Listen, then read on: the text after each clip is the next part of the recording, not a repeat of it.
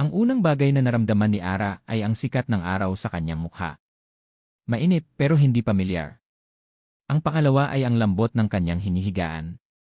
Masyadong malambot, masyadong makinis na para bang ulap na sutla ang bumabalot sa kanya. Dahan-dahan niyang iminulat ang kanyang mga mata. Isang puting kisam ang sumalubong sa kanya, may disenyo na hindi niya pa nakikita kailanman. Napalunok siya. Ang amoy ng kwarto ay malinis, mamahalin, na may halong pabango ng isang lalaki. Hindi ito ang kanyang kwarto. Biglang bumilis ang tibok ng kanyang puso. Mabilis siyang napabangon, hawak ang makapal na kumot sa kanyang dibdib. Doon niya nakita. Sa kabilang dulo ng malawak na kama, may isang lalaking natutulog, nakatalikod sa kanya. Ang malapad nitong likod at itim na buhok ay nagbigay ng kilabot sa buong katawan niya. Sino siya? Nasaan ako? Pinilit niyang alalahanin ang nangyari kagabi. Mga pira-pirasong alaala lang ang lumitaw sa kanyang isip. Ang malakas na tugtugin sa isang bar ang sunod-sunod na pag-inom ng alak na hindi niya ugali ang pakiramdam ng pagkahilo, isang mukha ng lalaki at pagkatapos, kadiliman. Napapikit si Ara ng mariin. Anong ginawa ko? Anong kahiyan to? Dahan-dahang gumalaw ang lalaki. Narinig niya ang mahinang ungol nito bago ito umikot at humarap sa kanya. At halos malaglag ang panga ni Ara. Hindi lang ito kung sino-sinong lalaki. Ito si Marco Valderrama. Ang apo ng may-ari ng building kung saan naroon ang maliit nilang flower shop. Ang CEO ng Valderrama Corporation. Ang lalaking laging laman ng mga business magazine, ang lalaking laging laman ng mga business magazine na may reputasyong kasing lamig ng bakal at kasing tigas ng bato. Napahawak si Ara sa kanyang bibig para pigilan ang isang sigaw. Hindi. Hindi maaari. Nanginginig ang kanyang mga kamay. Kailangan niyang umalis. Ngayon na. Dahan-dahan niyang inalis ang kumot sa kanyang katawan, at laking ginhawa niya nang makitang suot pa rin niya ang kanyang damit mula kagabi, kahit na ito'y lukot na lukot. Tumayo siya na parang isang magnanakaw sa sarili niyang kahihiyan. Hinanap ng kanyang mga mata ang kanyang sapatos at ang kanyang maliit na bag, nakita niya ito sa isang silya sa sulok. Dahan-dahan siyang naglakad, bawat hakbang ay maingat na parang may bubog sa sahig. Saan ka pupunta? Ang boses ni Marco ay bigla at walang emosyon, na parang yelo na tumama sa kanyang likod. Napahinto si Ara, hindi makalingon. Naramdaman niya ang pag-init ng kanyang mga pisngi. Uuwi na po ako, sir, halos pabulong niyang sagot. Ang salitang ni sir ay kusa na lang lumabas sa kanyang bibig. Narinig niya ang paggalaw sa kama. Nang sa wakas ay nagkaroon siya ng lakas ng loob na lumingon, nakaupo na si Marco sa gilid ng kama, pinipisil ang kanyang sentido na para bang may matinding sakit ng ulo. Hindi man lang siya nito tinitingnan. May meeting ako mamayang 8:00, sabi nito, ang boses ay magaspang. Hindi ka pwedeng lumabas na ganyan ang itsura. Baka may makakita sayo. Hindi iyon pag-aalala. Iyon ay isang utos para protektahan ang sarili niyang pangalan. Naramdaman ni Ara ang kirot ng katotohanan. Para sa lalaking ito, isa lamang siyang problema na kailangang itago. Hindi siya nakapagsalita. Ano pa ba ang sasabihin niya? Biglang bumukas ang pinto ng kwarto nang walang katok-katok. Isang babaeng may edad, nakasuot ng eleganteng bestida at may tindig ng isang reyna, ang pumasok. Ang kanyang buhok ay perpektong nakaayos at ang kanyang mga mata ay matalas na parang agila. Bawat galaw niya ay nagpapakita ng otoridad. Tita Elena, gulat na sabi ni Marco, mabilis na napatayo. Ang tingin ng babae, si Tita Elena, ay dumaan kay Marco at dumiretso kay Ara. Naramdaman ni Ara na para siyang hinuhubaran ng tingin nito, sinusuri mula ulo hanggang paa. Napayuko siya, gusto na lamang niyang maging invisible. Lupa, lamunin mo na ako. Marco. Magbihis ka, mahinahon ngunit may bigat na utos ni Tita Elena. Bumaba kayong dalawa sa sala. Ngayon din mag-uusap tayo. Hindi na niya hinintay ang sagot. Tumalikod ito at lumabas, iniwang bukas ang pinto na parang isang paanyaya sa kanilang sariling paglilitis. Walang nagsalita sa loob ng ilang segundo. Ang tanging maririnig ay ang mabilis at malakas na pagkabog ng dibdib ni Ara. Ang sala ng mga Valderrama ay mas malaki pa sa buong apartment na tinitirhan niya. Matataas ang kisam, may malaking chandelier sa gitna, at ang mga muebles ay mukhang mas mahal pa sa lahat ng ari-arian niya. Naupo si Ara sa dulo ng isang mahabang sofa, hindi magkandaw-gaga sa kanyang mga kamay. Si Marco ay nakatayo malapit sa bintana, nakahalukip-kip, ang panga ay matigas. Nakasuot na ito ng malinis na damit ngunit bakas pa rin sa mukha nito ang inis at pagod. Si Tita Elena ay nakaupo sa isang silyang parang trono sa kanilang harapan, ang kanyang mga kamay ay magkapatong sa kanyang kandungan. Ang katahimikan ay nakakabingi. Alam ko na kung ano ang iniisip mo, Marco, basag ni Tita Elena sa katahimikan. Na isa itong pagkakamali. Isang gabi na dapat kalimutan. Hindi sumagot si Marco, ngunit ang pag-igting ng kanyang balikat ay sapat ng sagot. Pero ang isang Valderrama ay hindi tumatakbo sa responsibilidad, pagpapatuloy ng matanda, ang boses ay tumalim. Ang pangalan ng pamilyang ito ay binuo sa loob ng maraming henerasyon. Hindi ko hahayaang mansahan ito ng isang gabi ng kawalang ingat. Ang bawat salita ay parang latigo na humahampas sa mukha ni Ara. Siya ang mansa. Siya ang kawalang ingat. Tita, wala itong ibig sabihin, sa wakas ay nagsalita si Marco, ang boses ay pilit na pinapakalma. Ayusin ko to, kakausapin ko siya.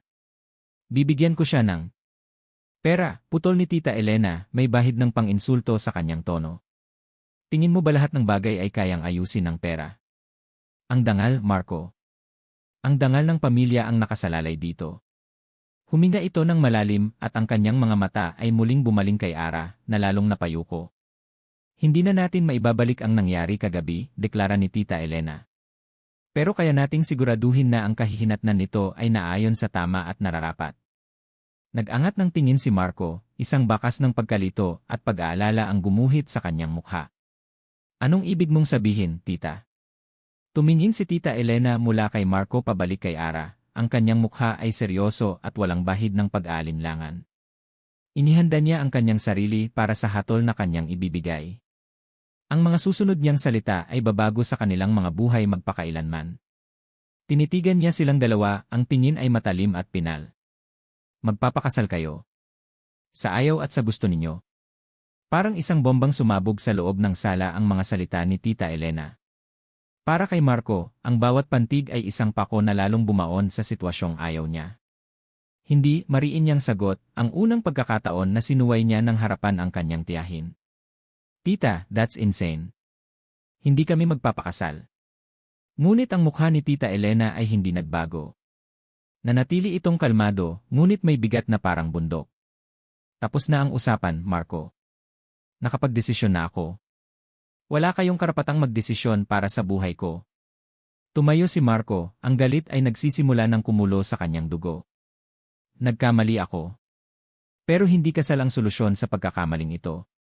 Sumunod siya nang pumasok ang kanyang Tita Elena sa pribadong opisina nito sa loob ng mansyon. Isinara nito ang pinto, ngunit mabilis na itinulak ni Marco para buksan. Ito ang teritoryo ng kanyang tiyahin, isang lugar na puno ng antigong gamit at mga larawan ng mga ninuno ng Valderrama, isang paalala ng bigat ng pangalan na dala-dala niya. May mga responsibilidad ka sa pangalang iyan, sabi ni Tita Elena, umupo sa kanyang silyang gawa sa Nara. Ang babaeng iyon, sabi niya, na para bang si Ara ay isang bagay at hindi isang tao, ay maaaring magdala ng eskandalo. Isipin mo ang sasabihin ng media, ng business community. Ang Valderrama nabuntis ang isang hamak na tindera ng bulaklak. Sisirain ka nila. Kaya kung ayusin to, giit ni Marco, ang kanyang mga kamay ay naikuyom. I can give her money, enough for her to live comfortably, to keep her quiet. At sa tingin mo ay tatanggapin niya. Humalakhak ng bahagya si Tita Elena, isang tunog na walang saya. Nakikita ko sa mga mata niya, Marco. May dignidad ang batang iyon. At kahit patanggapin niya, paano kung may mabuo? Paano kung magbunga ang nangyari sa inyo? Isang Valderrama na isisilang sa labas ng kasal. Hindi ko papayagan yon. Natigilan si Marco. Ang posibilidad na yon ay hindi sumagi sa kanyang isipan. Ang ideya ng isang anak, isang permanenteng koneksyon, ay nagpadala ng kilabot sa kanyang sistema. Natalo siya at alam niya yon. Sa mundong ito ng mga Valderrama, ang salita ni Elena Valderrama ay batas. Lumabas siya ng opisina ng walang imik, ang bawat hakbang ay mabigat sa pagkainis at pagkasuklam. Pagdaan niya sa sala, hindi man lang niya sinulyapan si Ara na nakaupo pa rin doon, mukhang nawawala sa sarili. Sa isip ni Marco, siya ang sanhi ng lahat ng ito. Siya ang gulo. Kinabukasan, sa kanyang malawak na opisina sa tuktok ng Valderrama Tower, naramdaman ni Marco na para siyang nasa isang hawla. Ang tanawin ng buong syudad mula sa salaming pader ay hindi nagbigay sa kanya ng pakiramdam ng kapangyarihan, kundi ng pagkabilanggo. Napapikit siya. At sa dilim ng kanyang isipan, bumalik ang isang alaala na matagal na niyang ibinaon. 14 na taon siya noon. Nakatayo sa pasilyo ng kanilang lumang bahay. Mula sa sala, naririnig niya ang sigawan ng kanyang mga magulang. Hindi ito bago pero ngayon mas malakas, mas masakit. Sinungaling ka, sigaw ng kanyang ina, ang boses ay basag sa pag-iyak. May iba kang babae. Huwag kang magkaila. Ano bang pakialam mo? Sagot ng kanyang ama, ang boses ay puno ng galit. Matagal nang patay ang pagsasama nating to. Papel na lang ang nag-ugnay sa atin. Isang malakas na kalabog. Isang florera na paborito ng kanyang ina na basag sa sahig.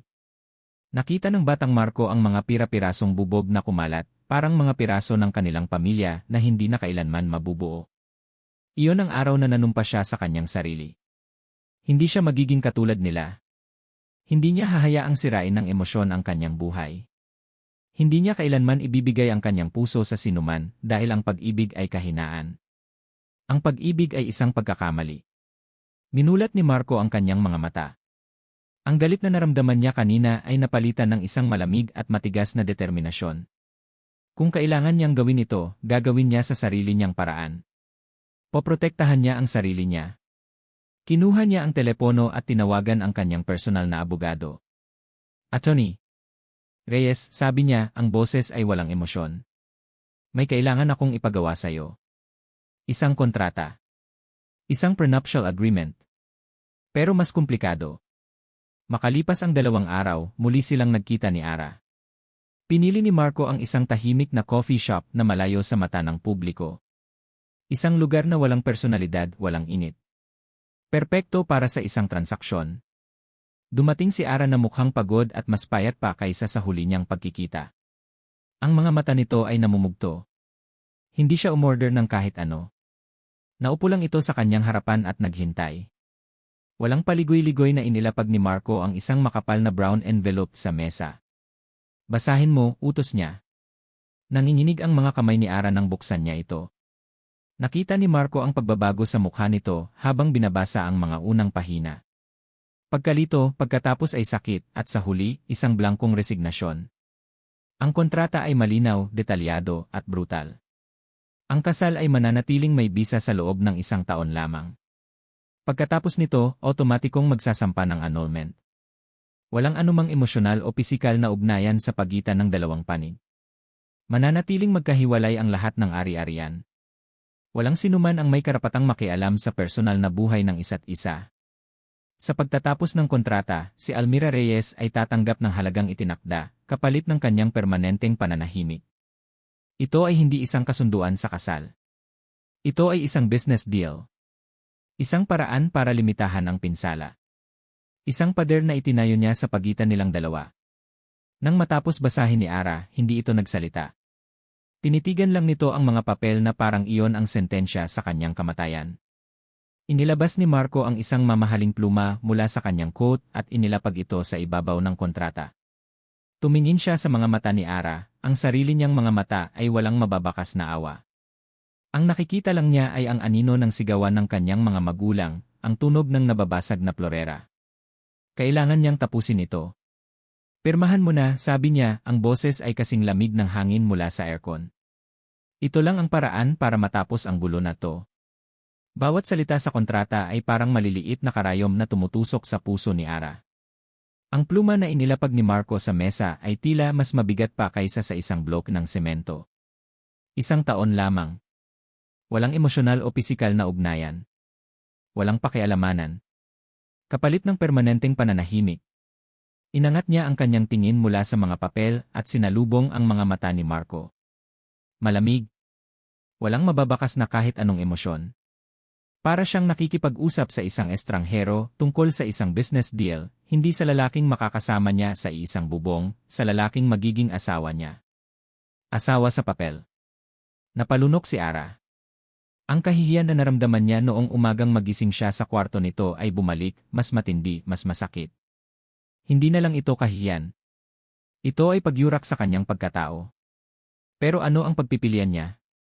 Isang hamak na tindera ng bulaklak laban sa isang makapangyarihang pamilya. Isang salita niya laban sa buong imperyo ng mga Valderrama. Alam niyang talo siya bago pa man magsimula ang laban.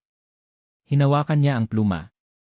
Naramdaman niya ang lamig nito sa kanyang nanginginig na mga daliri. Bawat guhit ng tinta sa papel ay isang piraso ng kanyang sarili na isinusuko niya. Ang pangalan niya, Almira Reyes, ay isinulat niya sa ilalim ng pangalan ni Marco Valderrama. Isang pangalan na ngayon ay magiging apelyido na niya, isang apelyidong hiram lamang. Nang matapos siya, itinulak niya ang kontrata pabalik kay Marco. Hindi na niya ito tiningnan pa. Kinuha ni Marco ang mga papel, mabilis na sinuri ang pirma, at isinilid pabalik sa envelope. Tumayo ito na parang tapos na ang isang pulong. May mag-aasikaso ng lahat ng kailangan para sa kasal. Isang simpleng civil wedding lang, sabi nito, ang boses ay kasing impersonal pa rin. May ipapadala akong damit para sayo. Hintayin mo na lang ang tawag. Pagkatapos ay tumalikod na ito at umalis, iniwan si Ara na mag-isang nakaupo sa malamig na coffee shop, kasama ang multo ng isang kinabukasang hindi niya pinili. Ang araw ng kasal ay dumating na parang isang panaginip. Isang masamang panaginip. Isang simpleng puting bestida ang dumating sa kanyang apartment kinaumagahan, walang sulat, walang kahit anong mensahe. Isang damit na maganda sana, kung hindi lang ito simbolo ng kanyang pagkakakulong. Ang seremonya ay ginanap sa isang maliit na opisina ng huwes. Walang mga bulaklak, walang musika, walang mga kaibigan o pamilya mula sa panig niya. Ang tanging naroon ay si Tita Elena, na nakatayo na parang isang bantay, at dalawang abogado bilang mga saksi. At si Marco. Nakatayo sa tabi niya, nakasuot ng mamahaling suit, pero ang mukha ay mas malamig pa sa marmol na sahig ng gusali. Nang sabihin ng huwes ang "You may now kiss the bride," isang segundo ng nakakabinging katahimikan ang namagitan. Lumingon si Marco sa kanya, ang mga mata ay walang kislap, at idinampi ang kanyang mga labi sa pisngi niya. Mabilis. Walang init. Parang isang obligasyon na kailangang tapusin. Pagkatapos ng mabilis na seremonya, sa labas ng gusali, isang lalaki ang sumalubong sa kanila. Guwapo ito, nakangiti ng malapad, at may alindob na kabaligtaran ng lamig ni Marco. "Congratulations, pinsan," sabi ng lalaki, at niyakap si Marco ng mahigpit. "At sa iyo, ang aking magandang pinsan," baling nito sa kanya, at kinuha ang kanyang kamay para halikan. "Anton De Luca, at your service." "Ara," mahinang sagot niya. "Alam ko," sabi ni Anton, ang ngiti ay hindi nawawala sa mga labi. "Matagal ko nang gustong makilala ang babaeng nakakuha sa puso ng mailap kong pinsan." Isang halatang biro, ngunit may kakaibang kislap sa mga mata ni Anton habang sinasabi iyon, isang bagay na hindi mabasa ni Ara. Tumingin ito kay Marco, na nanatiling seryoso ang mukha. "Huwag kang magulo, Anton," sabi lang ni Marco, bago sila akayin papasok sa isang itim na kotse na naghihintay. Habang paalis ang sasakyan, naiwan si Anton na nakatayo sa sidewalk, nakangiti pa rin habang pinapanood silang mawala sa kalsada. Ang mansyon ng mga Valderrama ay mas nakakatakot mayong gabi. Ito na ang bago niyang tahanan, pero pakiramdam niya ay isa siyang dayuhan, isang bisitang hindi inaasahan. Dinala siya ni Marco sa isang malaking kwarto sa ikalawang palapag. Ang master's bedroom. May malawak na kama sa gitna, may sariling banyo, at may walk-in closet na mas malaki pa sa kwarto niya sa dati niyang apartment. "Ito ang magiging kwarto natin," sabi ni Marco, ang boses ay pagod. "Para lang ito sa formality, para sa mga katulong. Para isipin nilang normal ang lahat." Pagkatapos ay itinuro nito ang isang mahabang sofa na nasa paanan ng kama. "Diyan ka matutulog." Tumango lang si Ara. Hindi na siya nagulat. Ito ang nasa kontrata. Walang pisikal na ugnayan. Pumasok si Marco sa banyo para maligo, at naiwan si Ara sa gitna ng malawak na kwarto. Ang katahimikan ay sinira ng isang text message sa kanyang cellphone. Mula sa kanyang landlady, sinisingil siya sa 2 buwang hindi nababayarang upa. Sumunod ang isa pa, mula sa bangko, isang final notice para sa utang ng flower shop na iniwan ng kanyang ina. Napasandal siya sa pader, ang bigat ng mundo ay tila bumagsak sa kanyang mga balikat. Ito ang dahilan kung bakit niya tinanggap ang lahat ng ito. Para sa mga utang. Para sa maliit na flower shop na tanging alaala na lang ng kanyang ina. Para sa isang buhay na matagal ng gipit. Nang lumabas si Marco mula sa banyo, nakabihis na ito ng pantulog. Hindi siya nito pinansin at dumiretso ito sa kama.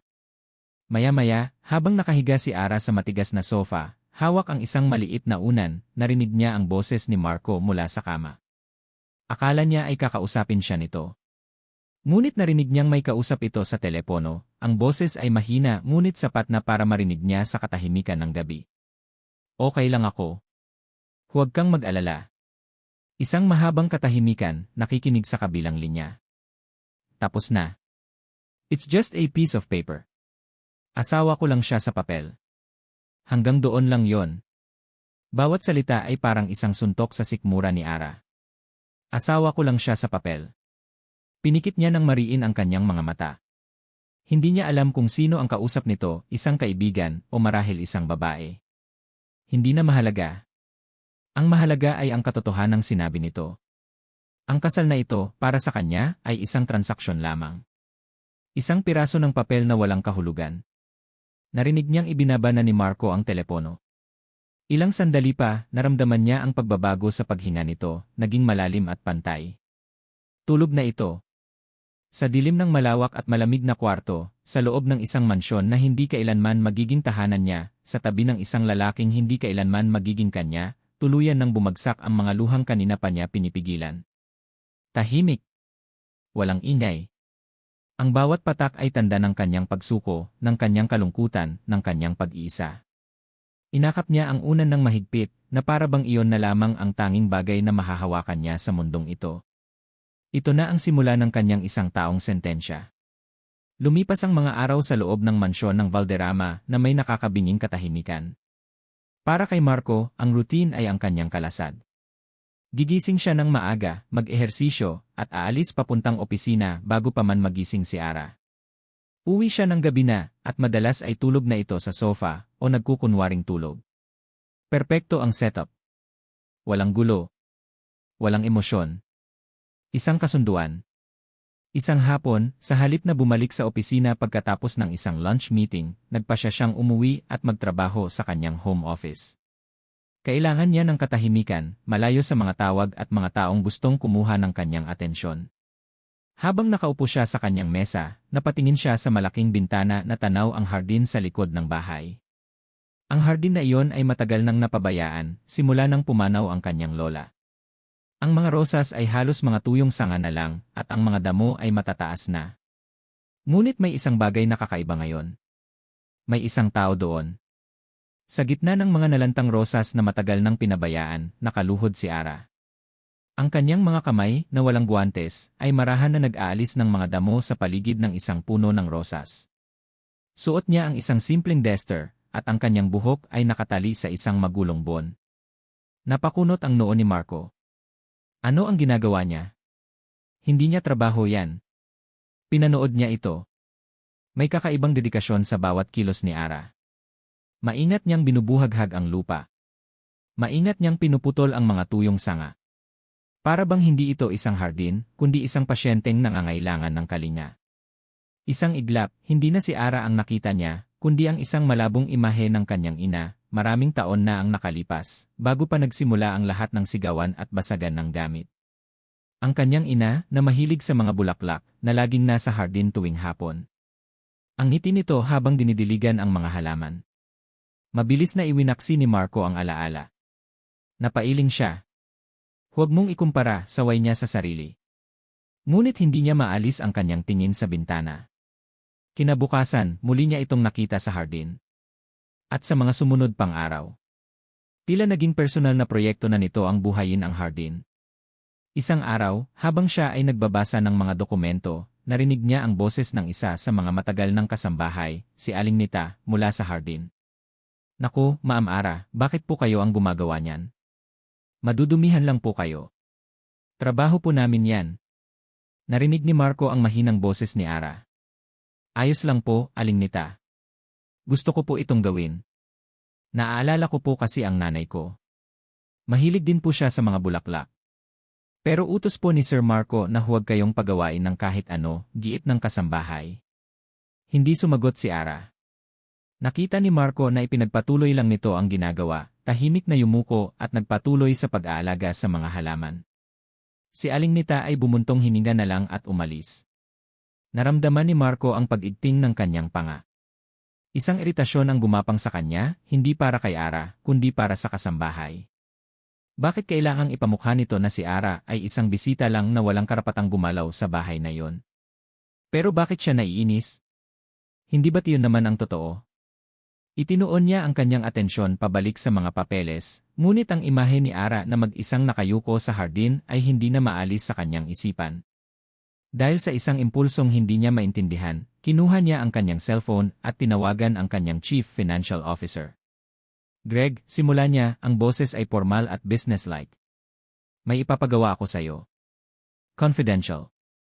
Yes, Sir Marco. Alamin mo ang lahat ng utang ng isang flower shop sa may Sampaloc. Ang pangalan, Bulaklak ni Aling Rosa. Iyon ang pangalang nakita niya sa isang lumang ni Ara na naiwan sa kotse niya noong unang araw. I want a full report. Bank loans, suppliers, lahat. Masusunod po, sir. And Greg, dagdag ni Marco bago pa ito makapagpaalam. Gawin mong mabilis. Ilang araw ang lumipas, pumasok si Anton sa kanyang opisina sa Valderrama Tower nang walang paalam na siyang ugali nito. May dala itong ngiti na laging tila may itinatagong kahulugan.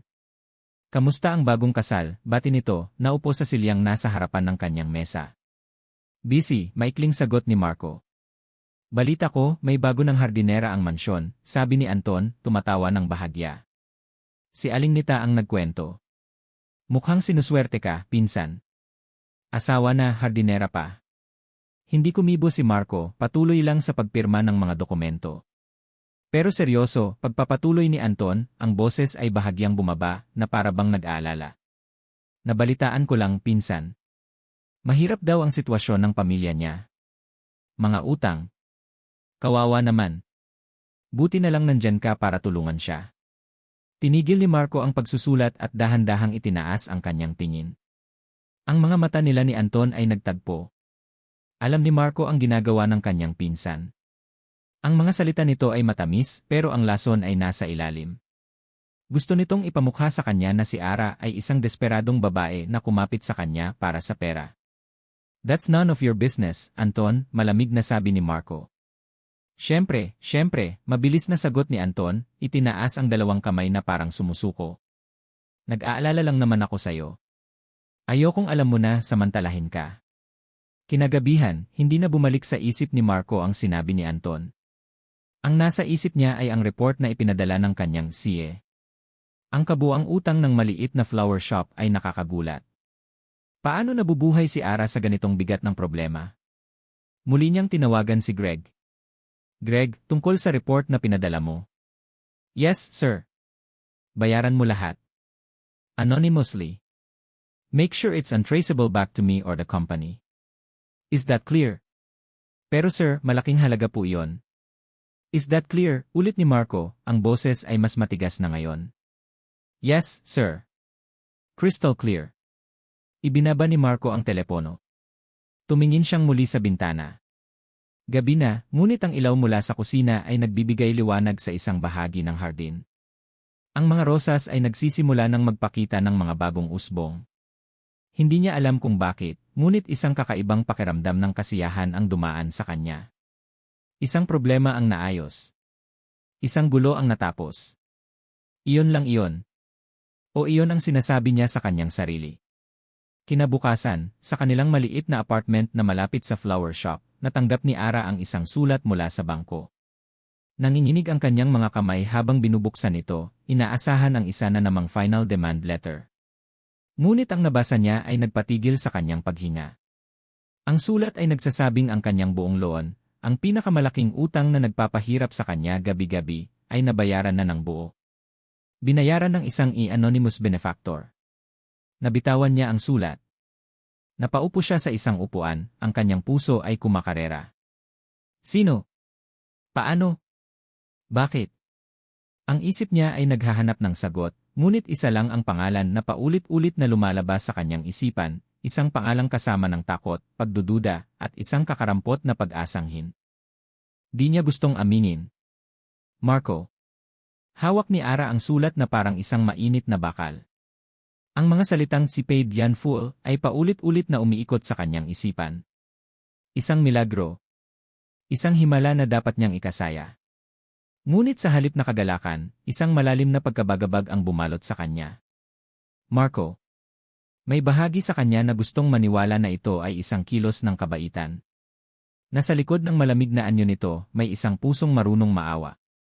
Ngunit ang alaala ng kontratang pinirmahan niya, ng mga salitang, asawa ko lang siya sa papel, ay mabilis na pumapatay sa anumang pag-asang umuusbong. Kung si Marco man ang gumawa nito, hindi ito dahil sa awa. Ito ay para bilhin ang kanyang pananahimik. Isa na namang transaksyon. Isa na namang paraan para ipakita sa kanya kung nasaan ang kanyang lugar. Ang bigat ng utang na loob ay tila mas masakit pa kaysa sa bigat ng utang sa pera. Sa loob ng ilang araw, ang mansyon ay naging mas tahimik kaysa dati. Ang bawat pagtatagpo nila ni Marco sa pasilyo o sa hapagkainan ay puno ng tensyon na hindi masabi. Gusto niyang magtanong, gusto niyang kumpirmahin, ngunit paano niya sisimulan? Sir, kayo po ba ang nagbayad ng utang ko? Ang mga salita ay tila nalulunok niya pabalik bago pa man makalabas sa kanyang lalamunan. Isang hapon, habang nag-isa siya sa sala at nagbabasa ng isang lumang libro, isang pamilyar na masayang boses ang pumutol sa katahimikan. Ara! Mag-isa ka lang pala. Si Anton. Nakatayo ito sa may pintuan, may dalang isang maliit na paper bag mula sa isang mamahaling coffee shop. Ang ngiti nito ay kasing liwanag ng araw. Sir Anton, mahinang bati niya, mabilis na isinara ang libro. Anton na lang, please.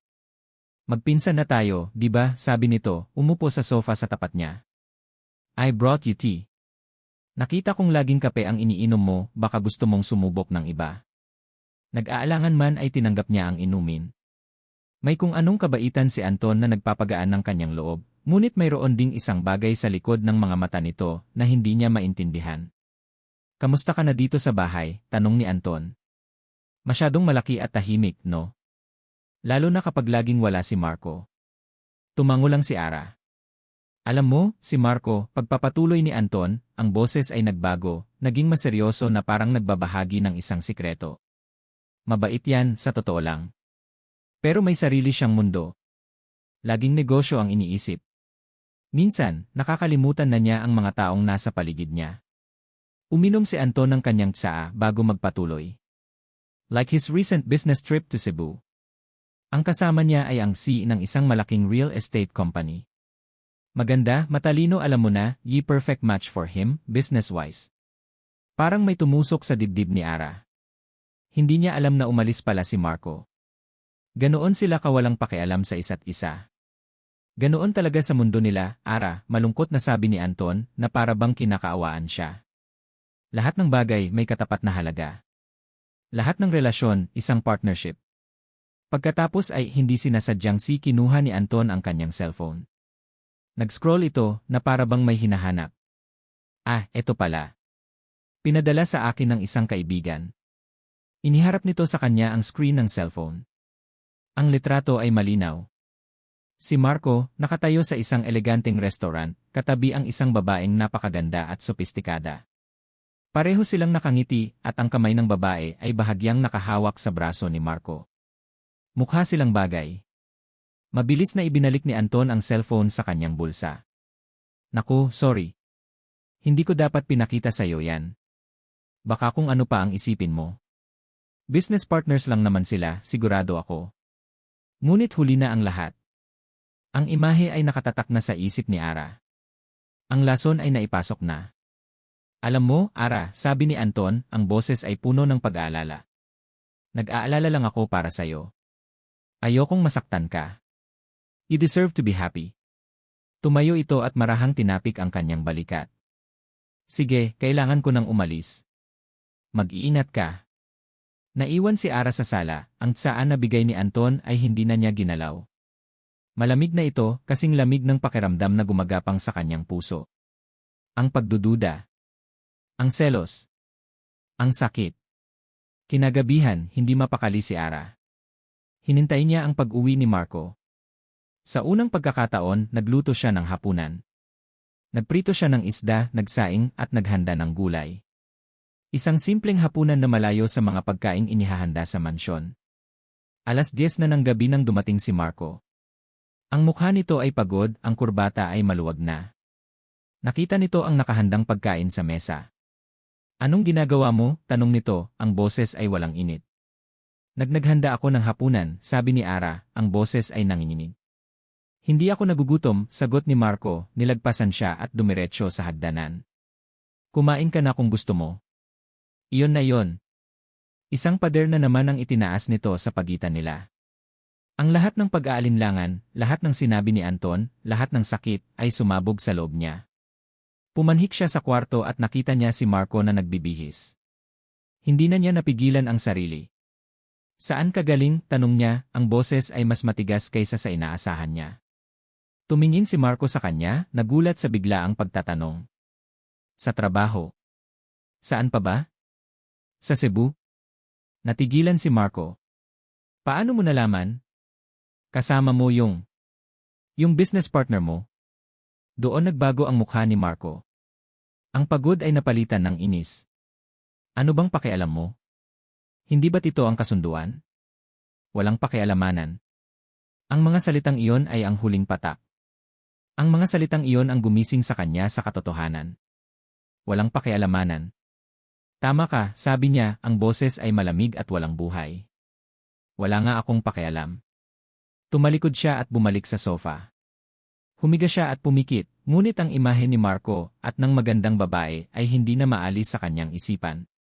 Ang hapunan na inihanda niya ay nanatiling malamig sa mesa, isang simbolo ng kanyang katangahan. Ang biyahe papuntang Tagaytay ay isang uri ng pagpapahirap para kay Marco. Isang utos mula kay Tita Elena. Isang family weekend, sabi nito, na para bang ang salitang "pamilya" sa pagitan nilang tatlo ay hindi isang malaking kasinungalingan. Sa loob ng kotse, ang katahimikan ay mas mabigat pa kaysa sa traffic sa SLEX. Si Ara ay nakatingin lang sa bintana, tila binibilang ang bawat puno na kanilang nadadaanan. Si Marco naman ay nagkunwaring abala sa kanyang cellphone, ngunit ang totoo, ang buong atensyon niya ay nasa babaeng nasa tabi niya, sa tensyon na namamagitan sa kanila simula noong gabing nagtalo sila. Ang bahay bakasyonan ng mga Valderrama sa Tagaytay ay isang santuwaryo ng katahimikan, na may malawak na hardin at tanawin ng Taal Volcano. Ngunit para kay Marco, ito ay isang entablado para sa isa na namang pilit na palabas.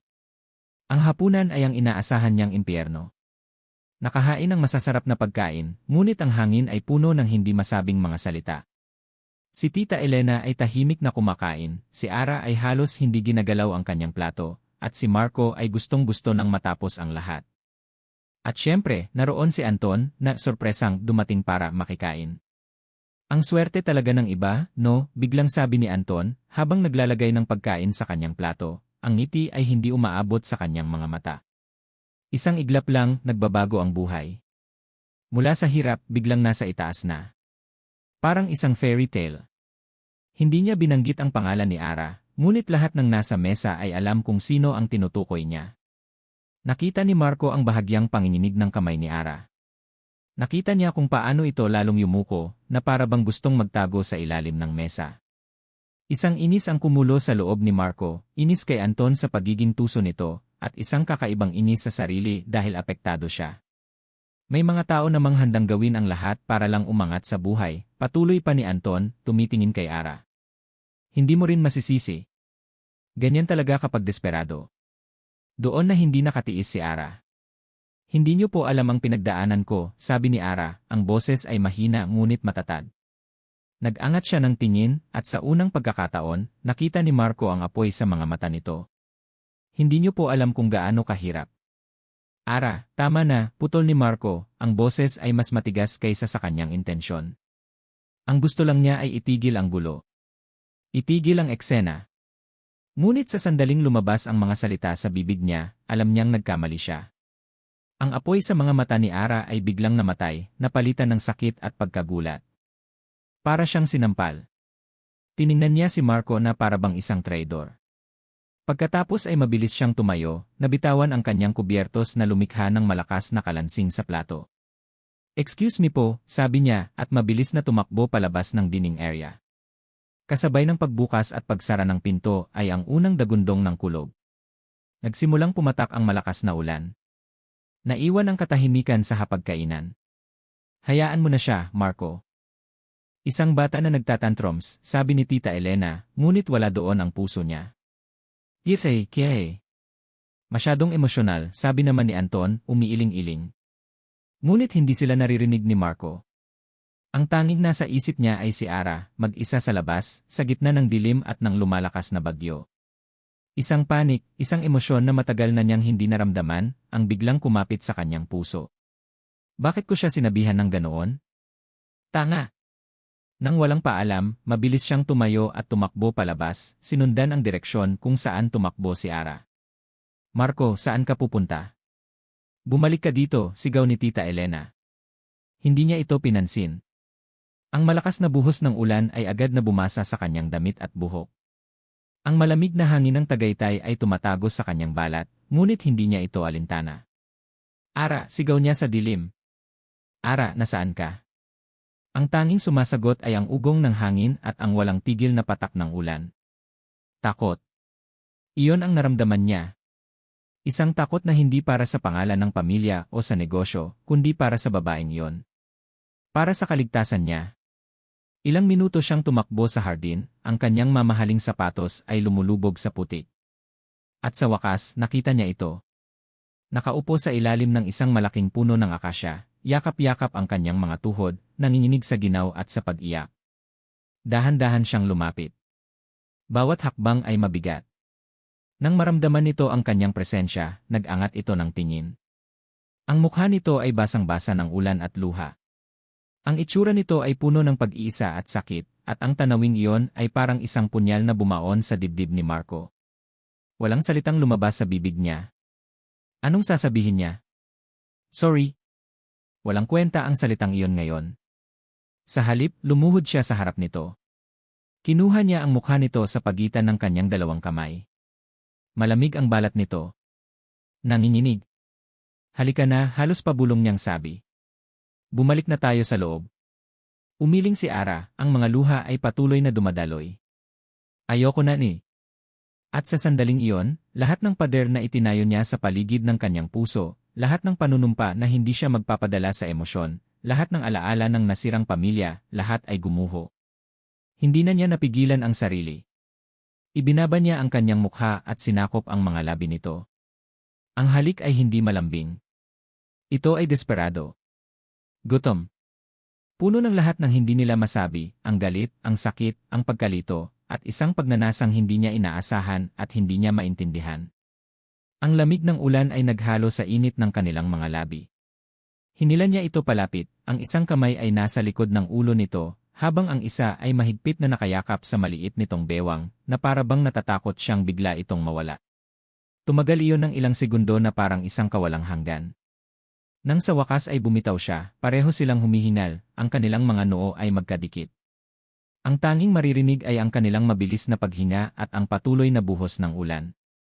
Nakatitig siya sa kanya, sa mga matang basa ng ulan at luha, at sa unang pagkakataon sa napakatagal na panahon, hindi alam ni Marco Valderrama ang sasabihin. Ang almusal kinaumagahan ay isang perpektong larawan ng katahimikan. Ngunit para kay Anton, na isang dalubhasa sa pagbabasa ng mga taong nakapaligid sa kanya, ang katahimikan ay sumisigaw. Pinanood niya sila mula sa kanyang upuan.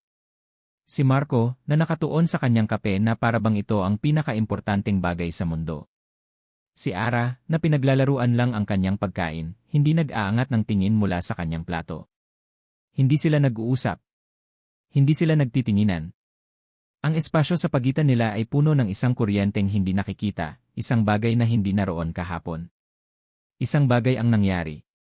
At alam ni Anton kung ano yon. Matapos tumakbo si Marco palabas kagabi sa gitna ng ulan, hindi na ito bumalik sa hapagkainan.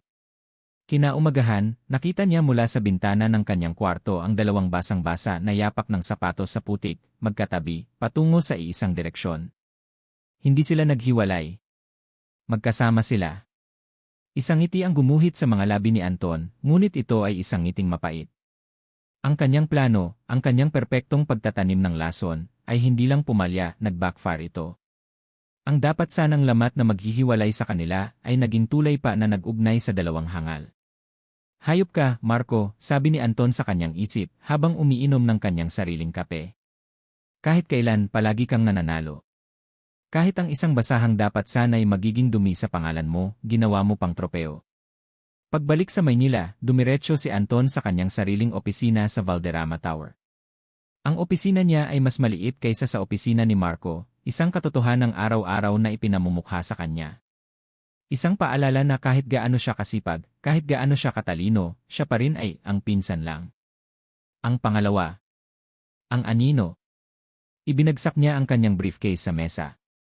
Ang ngiti na laging nakapaskil sa kanyang mukha ay tuluyan ng naglaho, napalitan ang isang madilim at mapanganib na ekspresyon. Lumapit siya sa bintana, pinagmasdan ang syudad sa ibaba. Ang lahat ng ito, ang kapangyarihan, ang yaman, ang respeto, dapat ay sa kanya. Ang kanyang ama ang mas matalino, ang mas may diskarte. Ngunit dahil ang ama ni Marco ang panganay, ang lahat ay napunta rito. At ngayon, napunta naman sa walang kwentang anak nito. Ang plano niya ay simple lang, gamitin si Ara. Ang babaeng iyon ay isang perpektong sandata. Mahina, mahirap at desperado. Gagamitin niya ang mga salita para sirain ang tiwala nito kay Marco. Gagamitin niya ang mga litrato at kasinungalingan para ipamukha rito na hindi ito nababagay sa mundo nila. Ang plano ay unti-unting sisirain ni Ara ang isip at reputasyon ni Marco mula sa loob. Pero ang halik sa ulan. Ang titigan sa almusal. Ibang-iba yon. Hindi iyon bahagi ng plano. Mariin niyang ikinuyom ang kanyang kamao, ang mga kuko ay bumaon sa kanyang palad. Hindi na sapat ang mga simpleng salita. Ang mga simpleng laro ay para sa mga bata. Kung gusto niyang manalo, kailangan niyang maglaro ng larong pangmatanda. Isang larong marumi at marahas. Kinuha niya ang isang burner phone mula sa drawer ng kanyang mesa, isang teleponong hindi nakapangalan sa kanya. Nag-dial siya ng isang numero na matagal na niyang memoryado. Isang magaspang na boses ang sumagot sa kabilang linya. "Oh, ako to," sabi ni Anton, ang kanyang boses ay malamig at walang emosyon. "Alam ko. Ano nang kailangan mo, boss?" Hindi gumana ang simpleng plano, sabi ni Anton, nakatingin pa rin sa bintana. Oras na para sa mas marahas na paraan. Narinig niya ang isang tawa sa kabilang linya. "Sinabi ko na sa'yo, sayang lang sa oras ang mga pa-sweet-sweet mo." "Sige, ano nang gagawin?" "Planye," sabi ni Anton. "Yung pinag-usapan natin. Gusto kong magmukhang isang simpleng kidnapping for ransom. Pero ang totoong target ay ang reputasyon ni Marco. Gusto kong palabasin na hindi niya kayang protektahan kahit ang sarili niyang asawa." "Walang problema, boss." "Kailan?" "Sa lalong madaling panahon. Paghandaan mo na. I-text ko sa'yo ang detalye kung kailan at saan. Ang target, alam mo na kung sino." "Kopyado, boss." "Bayad muna. Nasa account mo na bago matapos ang araw," sabi ni Anton at ibinaba ang tawag. Ibinato niya ang burner phone pabalik sa drawer at isinara ito ng may kalabog. Muli siyang ngumiti, ngunit ngayon, ang kanyang ngiti ay parang sa isang ahas. Tiningnan niya ang isang litrato sa kanyang mesa, isang litrato ng buong pamilya Valderrama noong isang Christmas party. Naroon si Marco, nakatayo sa tabi ng kanilang lolo, habang siya ay nasa gilid lamang. "Tingnan natin kung makakangiti ka pa, pinsan, kapag ang buong mundo mo ay gumuho na." Sa kabilang dako ng syudad, sa maliit na flower shop na bulaklak ni Aling Rosa, nag-iisa si Ara. Gabi na at isinasara na niya ang pinto. Maghapon siyang tuliro. Ang halik. Ang titig ni Marco kaninang umaga. Hindi niya alam kung ano ang iisipin. May pag-asa ba? O isa lang iyong bugso ng damdamin na pagsisisihan din ito? Huminto siya sa pag-aayos ng mga bulaklak para sa delivery kinabukasan, isang maliit na ngiti ang sumilay sa kanyang mga labi. Sa kabila ng lahat ng gulo, ang pag-aalaga sa mga bulaklak ang tanging bagay na nagbibigay sa kanya ng kapayapaan. Ito ang kanyang santuwaryo. Habang nagpupunas siya ng counter, biglang namatay ang lahat ng ilaw. Napahinto si Ara, ang kanyang puso ay biglang kumabog. Brownout. Imposible dahil ang mga ilaw sa kalsada sa labas ay nakasindi pa rin. "Hello," tawag niya sa dilim. "May tao ba dyan?" Katahimikan. Kinuha niya ang kanyang cellphone mula sa kanyang bulsa para gamitin ang flashlight nito. Habang kinakapan niya ito, narinig niya ang isang mahinang kaluskos mula sa likod ng shop, kung saan naroon ang stock room. Napatigil siya sa paghinga. "Sino yan?" nanginginig niyang tanong. Walang sumagot. Ang tanging narinig niya ay ang tunog ng isang mabigat na yabag na papalapit sa kanya sa dilim. Nagpanik siya. Mabilis siyang tumakbo papunta sa pinto sa harapan, ngunit bago pa man niya mahawakan ang doorknob, isang anino ang biglang sumulpot sa kanyang harapan. Isang malaking kamay ang marahas na tumakip sa kanyang bibig, pinipigilan ang sigaw na namumuo sa kanyang lalamunan. Ang huli niyang nakita bago siya lamunin ng kadiliman ay ang kinang ng isang bagay na metal sa kamay ng anino. Nasa kalagitnaan si Marco ng isang board meeting, ngunit ang isip niya ay wala roon. Lumilipad ito pabalik sa Tagaytay, sa gitna ng ulan, sa mga labi ni Ara. Simula noong gabing iyon, isang bagay sa loob niya ang nagbago. Ang pader na matagal niyang itinayo ay nagkaroon ng lamat at hindi niya alam kung paano ito ayusin. Nag-vibrate ang kanyang cellphone sa ibabaw ng mesa. Isang unknown number. Karaniwan ay hindi niya ito sinasagot, ngunit isang kakaibang kaba ang nag-udyok sa kanya na kunin ito. "Excuse me," sabi niya sa mga board members, at lumabas siya papunta sa kanyang pribadong opisina. "Hello," sagot niya, ang boses ay formal. Isang boses na binago ng teknolohiya, magaspang at parang galing sa isang lumang radyo, ang sumagot. Marco Valderrama. Napakunot ang noo ni Marco. "Sino to?" "Huwag ka nang magtanong," sabi ng boses. "Nasa akin ang asawa mo." Isang malamig na kaba ang gumapang mula sa kanyang batok pababa sa kanyang gulugod. Ang hawak niyang telepono ay halos madulas sa nanginginig niyang kamay. "Anong sinasabi mo?" Gusto mong marinig ang boses niya. Isang sandali ng kaluskos at pagkatapos ay narinig niya. Isang mahinang ungol, isang tunog ng takot at sakit. Ang boses ni Ara. "Ara," sigaw ni Marco sa telepono. "Narinig mo na," sabi ng bago ang boses na lalaki. "Ngayon, makinig kang mabuti. 50 milyong piso. Hindi galing sa personal account mo. Gusto ko, galing sa pondo ng Valderrama Corporation. Ilabas mo ang pera mula sa kumpanya. Ipapakita mo sa lahat na kaya mong gamitin ang yaman ng pamilya mo para sa isang babae." Natigilan si Marco. Ang demand ay hindi lang pera. Ito ay isang atake. Isang atake sa kanyang posisyon, sa kanyang reputasyon. "Huwag kang tatawag ng pulis," pagbabanta ng boses. "Isang maling galaw, Marco, at ibabalik ko sa iyo ang asawa mo ng pira-piraso. Maghintay ka sa susunod na tawag para sa detalye ng drop-off." At biglang naputol ang linya. Nakatayo si Marco sa gitna ng kanyang opisina, ang telepono ay hawak pa rin sa kanyang tainga. Ang tibok ng kanyang puso ay dumadagundong. Ang mundo niya ay biglang gumuho. Ang unang taong pumasok sa kanyang opisina ay si Anton, ang mukha ay puno ng pag-aalala. "Pinsan, anong nangyari? Bigla ka nalang umalis sa meeting." "Si Ara ni..." sabi ni Marco, ang boses ay paos. Kinuha nila si Ara. Nanlaki ang mga mata ni Anton. "Ano? Sino?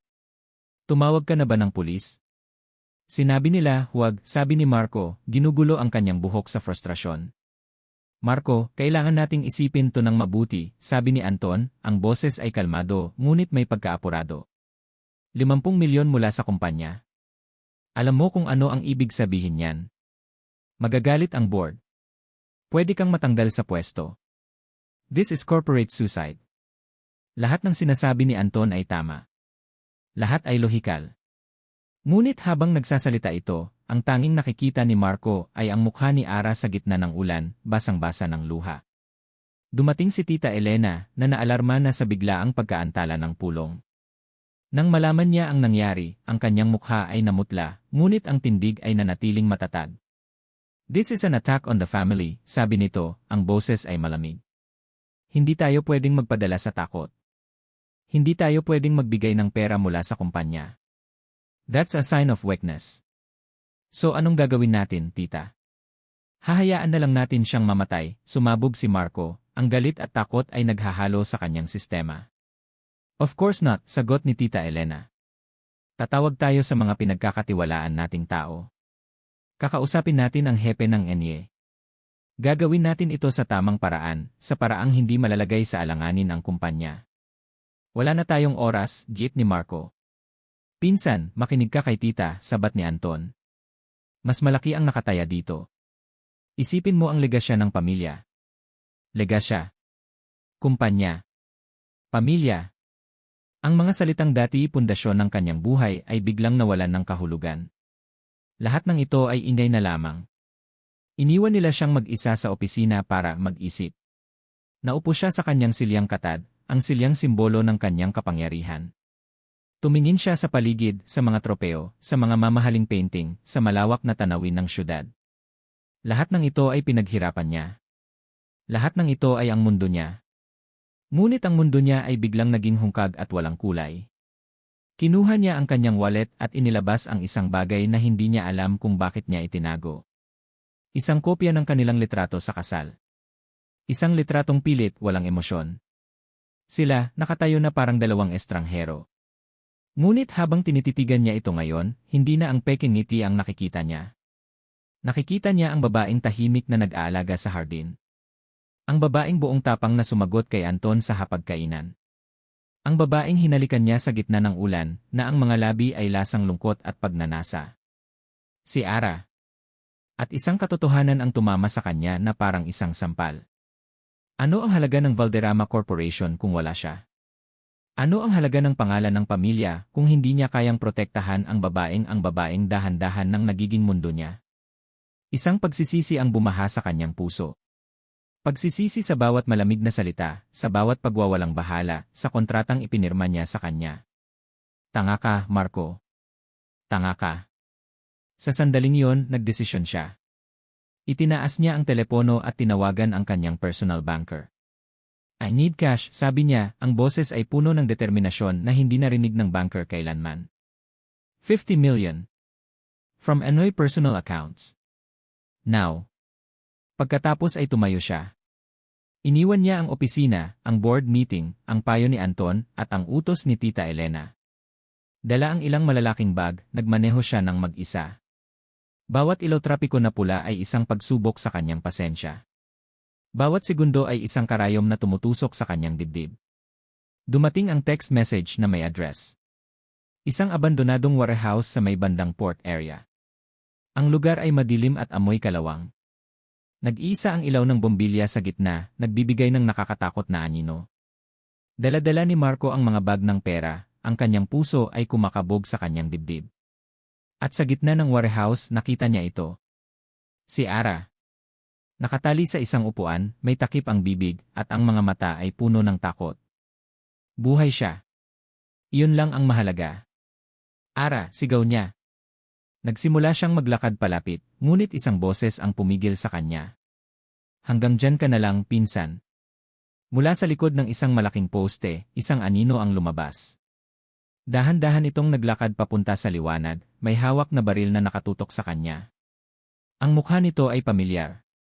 Ang ngiti nito ay mapanloko. Si Anton. Tumingin ito sa kanya, ang mga mata ay nagliliyab sa inggit at tagumpay. Kamusta, pinsan? Ang takot na nararamdaman ni Ara ay napalitan ng isang matinding pagkalito. Si Anton. Ang mabait at palangiting pinsan ni Marco. Ang taong nagpakita sa kanya ng simpatya. Paanong bakit?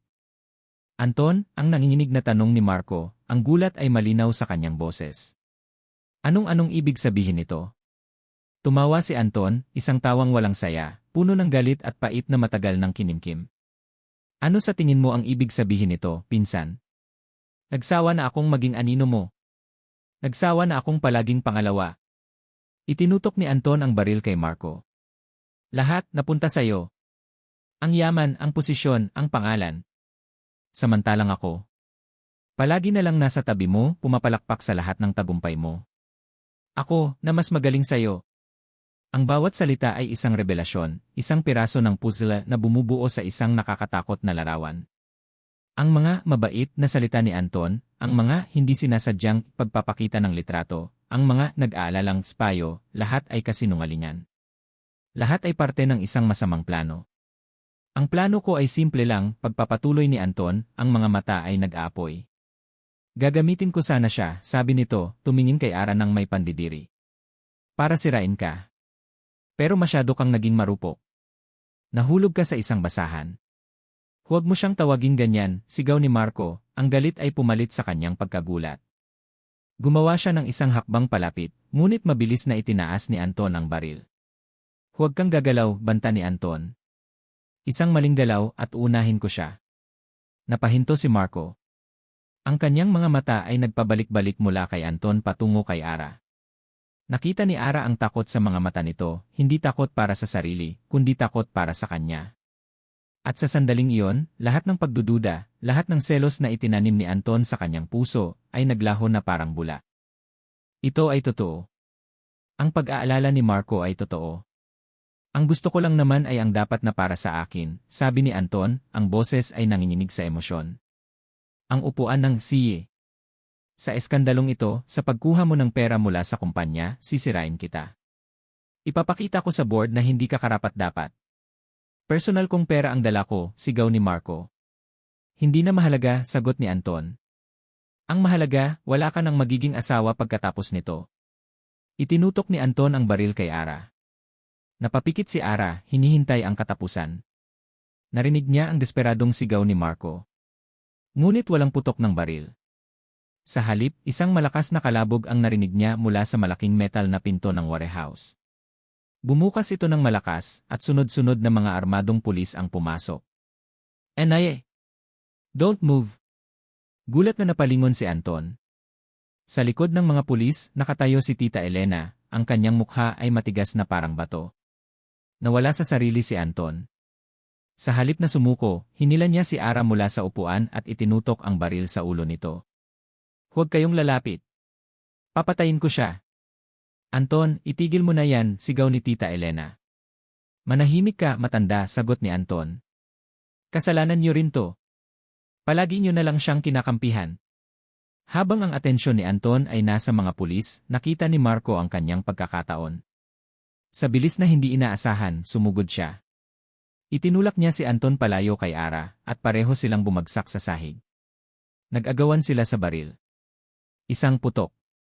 Isang nakakabinging putok ang umalinggaw sa buong warehouse. Katahimikan. Napahiga si Ara sa sahig, ang kanyang puso ay halos tumigil sa pagtibok. Nakita niya sina Marco at Anton na magkayakap pa rin sa sahig, hindi gumagalaw. Marco, sigaw niya. Dahan-dahang tumayo si Marco. Hawak niya ang kanyang braso at may dugo na umaagos mula rito. Isang daplis lamang.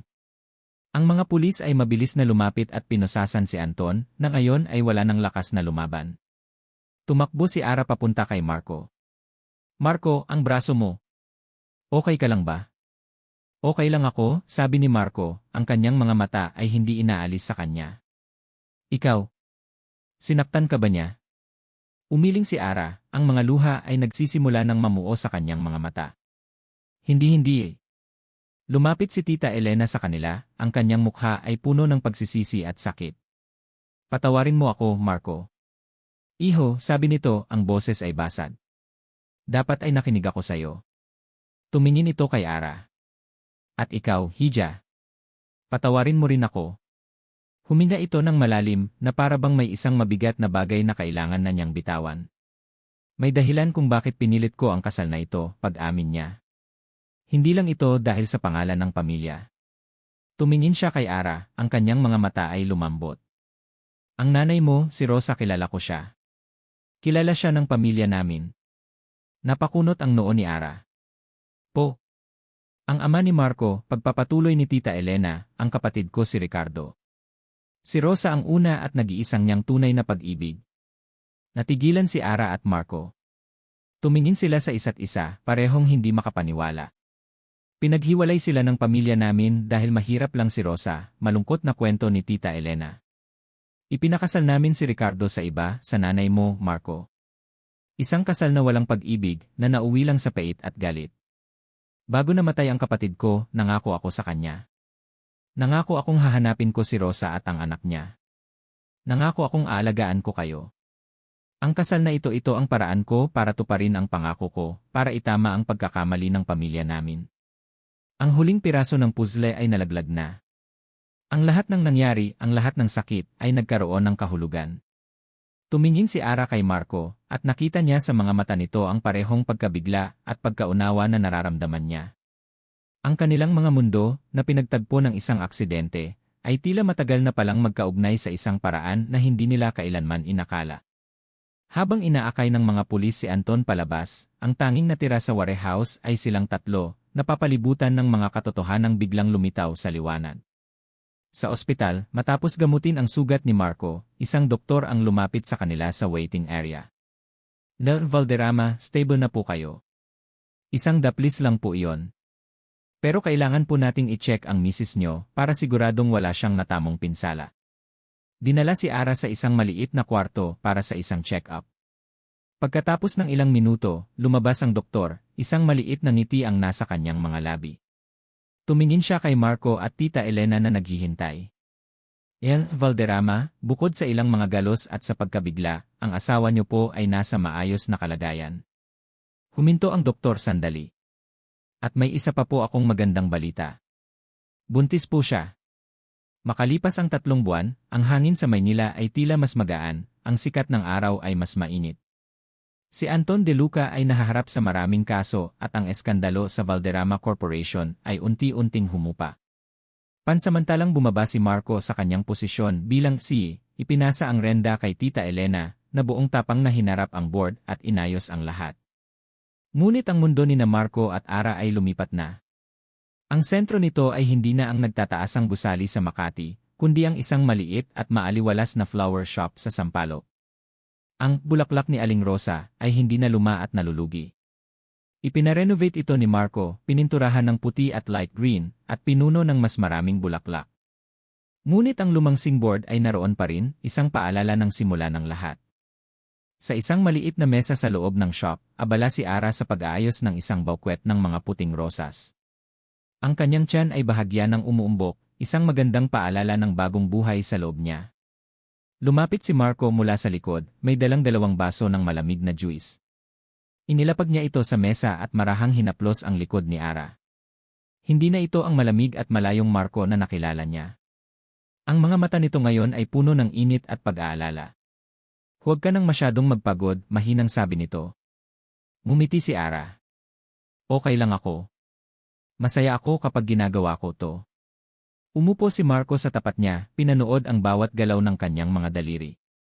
Ang katahimikan sa pagitan nila ay hindi na nakakabingi. Ito ay comfortable. Puno ng pag-unawa. Mula nang malaman nila ang tungkol sa pagbubuntis niya, at ang katotohanan tungkol sa kanilang mga magulang, isang bagong kabanata ang nabuksan. Pinag-usapan nila ang lahat, ang sakit, ang mga takot, ang mga pagkakamali. Walang pader. Walang pagtatago. Kinuha ni Marco ang kamay ni Ara. May gusto akong ipakita sa'yo.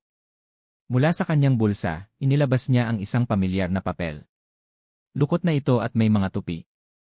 Ito ang kanilang kontrata sa kasal. Ang dokumentong naging simbolo ng kanilang malamig na pagsasama.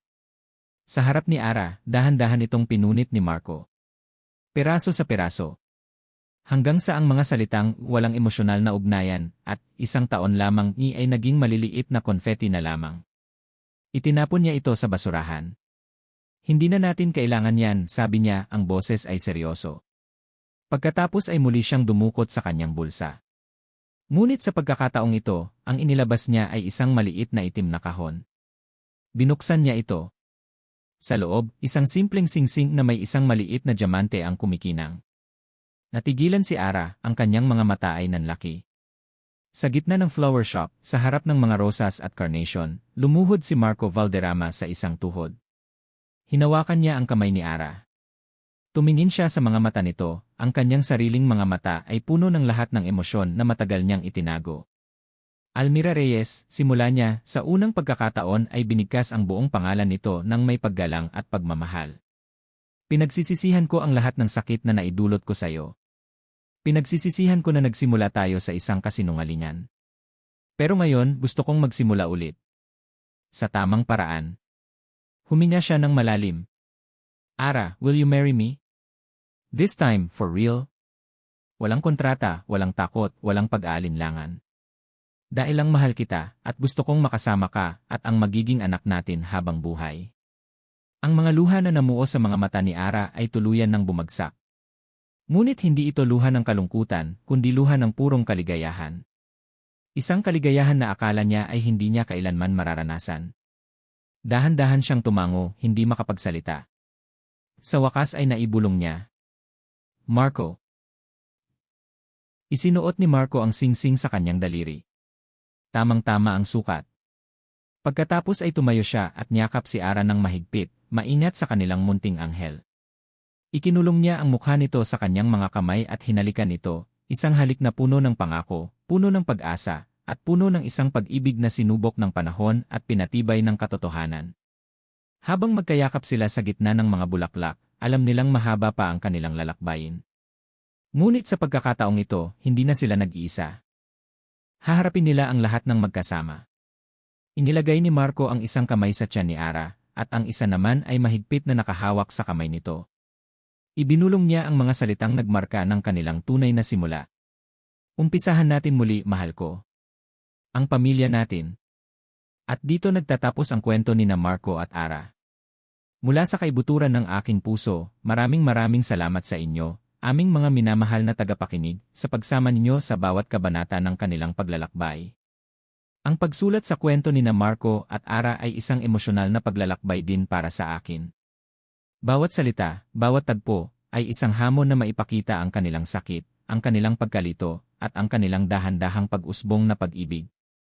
Sapagkat ang kanilang kwento ay isang paalala na ang tunay na pag-ibig ay hindi laging perpekto o nagsisimula sa isang matamis na ngiti. Minsan, ito'y isinisilang mula sa mga pagkakamali, sa mga responsibilidad na kailangang harapin. Ito ay kwento ng pagpapatawad sa iba, at higit sa lahat, pagpapatawad sa sarili. Ito ay kwento ng pag-asa, na kahit sa pinakamadilim na sandali, may liwanag na naghihintay kung tayo'y magkakaroon ng lakas ng loob na buksan muli ang ating mga puso. Ngayon, nais ko namang marinig ang inyong boses. Anong bahagi ng kwento ni na Marco at Ara ang pinakatumatak sa inyong puso? Anong aral ang inyong napulot? Hinihikayat ko kayong ibahagi ang inyong mga saloobin sa comment section sa ibaba. Ang bawat isa sa inyong mensahe ay mahalaga at nagbibigay inspirasyon sa akin. Hanggang sa muli nating pagkikita sa susunod na kwento. Paalam.